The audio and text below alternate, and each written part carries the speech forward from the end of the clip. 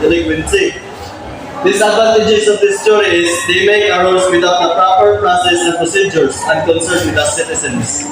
Thank you. Good day, sir. My name is Ailey Bambaring, and today I'm going to report about the feminist theory. So what is feminist theory? The feminist school of criminology is a school of criminology developed in the late 1960s and into the 1970s as the reaction to the disregard and discrimination of women in the traditional study of crime. In feminist theory also, it focuses on women offenders, women victims, and women in the criminal justice system in order to understand the process, trends, and result of female criminality. In feminist theory, the key issues within the feminist school of criminology include the role of sex and sexism in sentencing and imprisonment, the role of victimization of women's lives. It is analyzing gender inequality. Feminist theory argues that women should enjoy the same of the rights of men. In feminist theory, there is a philosopher named Catherine Mackinnon. Catherine Mackinnon adopted an anti-subordination approach from theory contending that those laws, policies, and practices that subordinated women needed to be eliminated.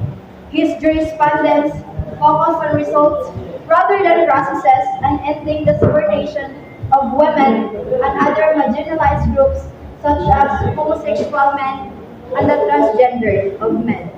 Mackinnon also authored groundbreaking work on how sexuality reinforced male domination and sexual harassment were a form of sexism.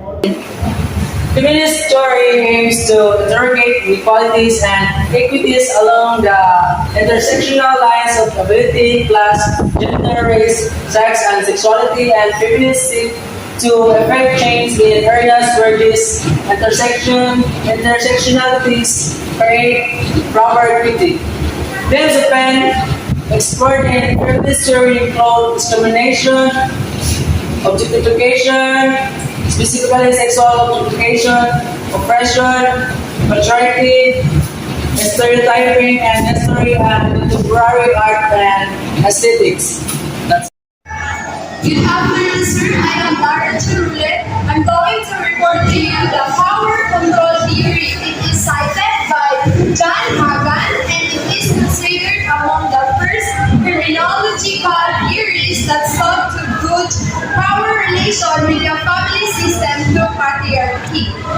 The power control theory holds the gender distribution of delinquency is caused by stratification from gender relation within the family. The theory seeks to explain gender differences in rate of delinquency by attributing them to the level of social parental control practices. The theory also states that the class, gender, and type of family structures will influence the severity of social parental control practices, which will in turn set the accepted norm for the child or individual. And this norm will in turn to be the control of level of delinquency by individual.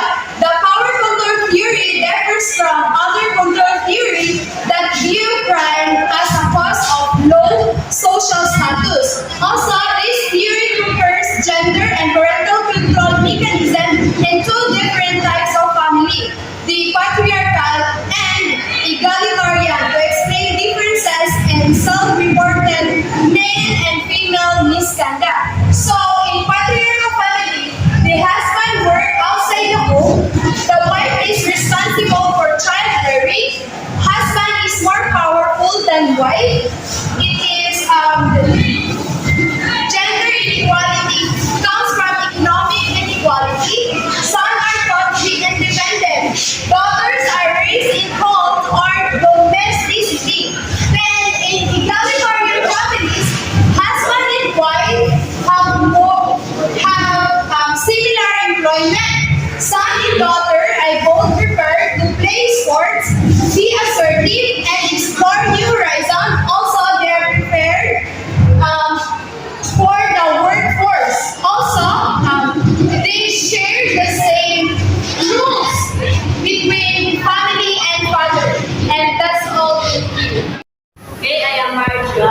Now, our next topic is all about the developmental perspective.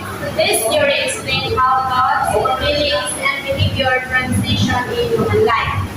The importance of developmental perspective, it is integral to understand children development perspective since it helps to appreciate the developmental stages children pass through to adulthood.